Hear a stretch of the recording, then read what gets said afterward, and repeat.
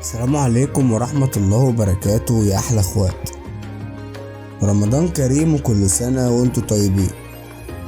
لكل متابعين ومحبين وعشاق برنامج رامز جلال، هقدم لكم في الحلقة دي تفاصيل وحاجات حصلت في الحلقة الخامسة لرامز جلال، حلقة علي البليهي وفراس البريكان. تابع معايا الحلقة للآخر وهتعرف حاجات كتيرة جدا حصلت في الحلقة دي. بس قبل ما ابدأ الحلقة عاوزك تصلي على أشرف الخلق سيدنا محمد، ويلا بينا.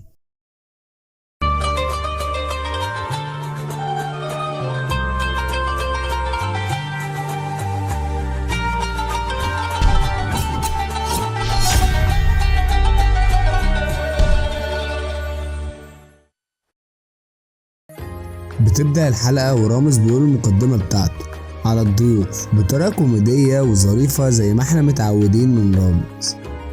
بينزل رامز عشان يقابل علي البليهي، والمذيعة بتكون بتستقبله أول لما بيوصل، ورامز بيخضه والبليهي بيتخض من رامز أول لما رامز بيظهر له.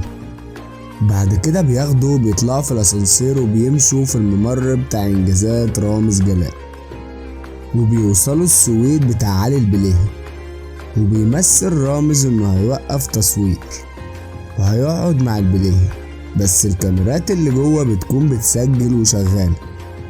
وبيدخل مع البليهي بيفهمه ايه اللي هيحصل في البرنامج بتاعه، وانه هيسأله شوية اسئلة في البرنامج، وبعدين بيشرح له اوضة الذكاء الاصطناعي، وانه هيدخل الاوضة دي وهيقول كلمة السر، والباب هيتفتح عشان يدخل يقابل رامز جلال. والكرو بتاع رامز بيبلغوه ان فراس البريكان قرب يوصل، فبيسيب المذيعة مع علي البليهي وبينزل عشان يستقبل فراس. وبيوصل فراس البريكان والمذيعة بتستقبله اول لما بيوصل، وبتسأله عن رامز ورأيه في البرنامج الحواري اللي رامز عامله. بيقول لها يا رب بس يكون حقيقة ويكون برنامج عادي. فبيطلع رامز جلال وبيخضه وبيقول له عندك حق، قلبك كان حاسس. وبياخدوا رامز وبيطلعوا في الاسانسير وبيمشوا في الممر بتاع انجازات رامز جلال، وبيروحوا للسويت بتاعه وبيقعد رامز معاه وبيفهموا ايه اللي هيحصل وهيمشوا ازاي في البرنامج، وبيقول له على اوضة الذكاء الاصطناعي. ولما بيسمع كلمة السر يقولها عشان الباب يتفتح ويقابل رامز. وبيسيب المذيع معاه وبيروح يجهز نفسه علشان يبدأ المقلب. وبيقفوا هما الاتنين في الأوضة، ورامز بيقول لهم كلمة السر وهي الكالون في السيفون. وأول لما بيقولوها بيفتحوا الأرضية من تحتهم، وهما الاتنين بيقعوا في زحليقة وقعة خطيرة جدا. وبيدخلوا الأوضة السوداء وبيقابلوا رامز جلال. رامز بيبدأ يتكلم معاهم الأول ويسألهم شوية أسئلة، بس هما الاتنين ما بيرضوش يتكلموا في الأول. فرامز بيدخل الكلب، وأول لما بيشوفوه بيتخضوا، ورامز بعدها بيشغل السير. فبيتزحلق البليهي وبيروح ناحية الكلب، بس رامز بيقول للكرو بتاعه انه يدخل الكلب بسرعة قبل ما يأذيه. بعدها رامز بيفتح لهم باب النفق عشان يدخلوا، بس هما الاتنين ما بيوافقوش يدخلوا في النفق. فرامز بيطلع المسدس البنت بول وبيقعد يضرب فيهم، وبيشغل السير تاني وبيدخل عليهم الكلب لحد ما بيدخلوا بسرعة النفق وبيسمعوا الكلام. وأول لما البليهي بيدخل النفق بيقعد يشتم في رامز جلال، وبعد كده بيعدوا على الأوضة اللي بعدها. البليهي بيشتم رامز تاني وبيهدده، ورامز بيقول له اسحب تهديدك ليا، بس علي البليهي بيقول له لأ. فرامز بينزل عليهم التمساح، وأول لما علي البليهي بيشوف التمساح بيقعد يصرخ هو وفراس البريكان.